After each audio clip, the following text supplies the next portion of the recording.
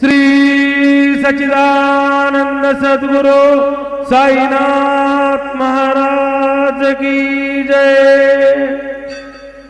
हरि ओम नमः शंभवाय जमयो भवाय ज नमः शंकराय जमयस्कराय ज नमः शिवाय ज शिवतराय च वंदे देव उमापतिं सुरगुरुं वंदे जगत्कारणं वंदे पन्नगभूषणं मृगधरं वंदे पशूनां पतिं वंदे सूर्यशशाङ्कवन्निनयनं वंदे मुकुन्दप्रियं वंदे भक्तजनाश्रयं जबरदं वंदे शिवं शङ्करम् असितगिरिसमस्यात् कज्जलं सिन्धुपात्रे सुरतरुवर्षाखा लेखनी पत्रमूर्वी लिखति यदि गृहीत्वा शारदा सर्वकालं तदपि तव गुणानामीशपारन्न याति।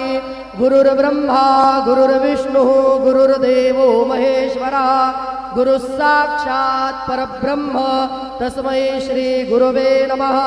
सद्गुरु साईनाथ देवताभ्यो नमः।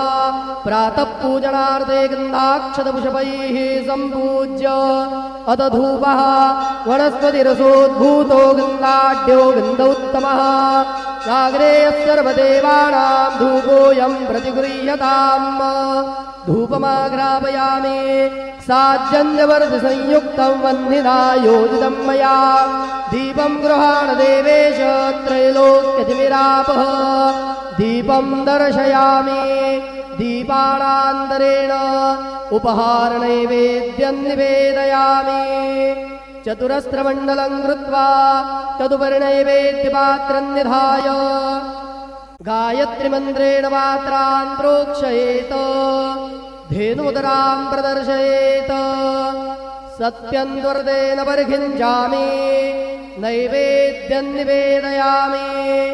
ॐ प्राणाय स्वाहा ॐ अपानाय स्वाहा ॐ व्यानाय स्वाहा ॐ उदानाय स्वाहा ॐ समानाय स्वाहा ॐ ब्रह्मणे नमः।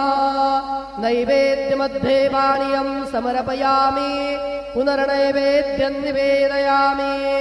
ॐ प्राणाय स्वाहा ॐ अपानाय स्वाहा ॐ व्यानाय स्वाहा ॐ उदानाय स्वाहा ॐ समानाय स्वाहा ॐ ब्रह्मणे नमः।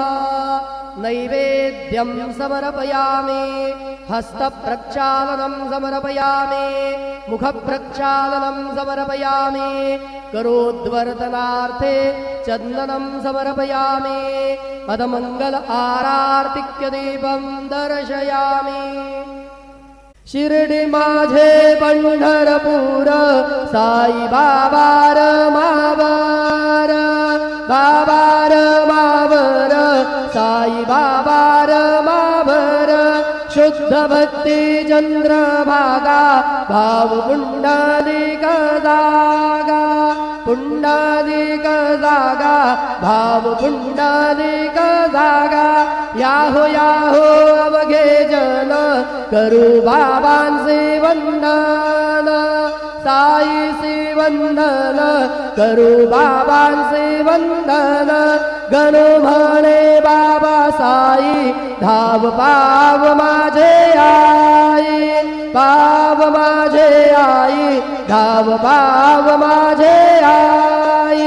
श्री सच्चिदानंद सद्गुरु साईनाथ महाराज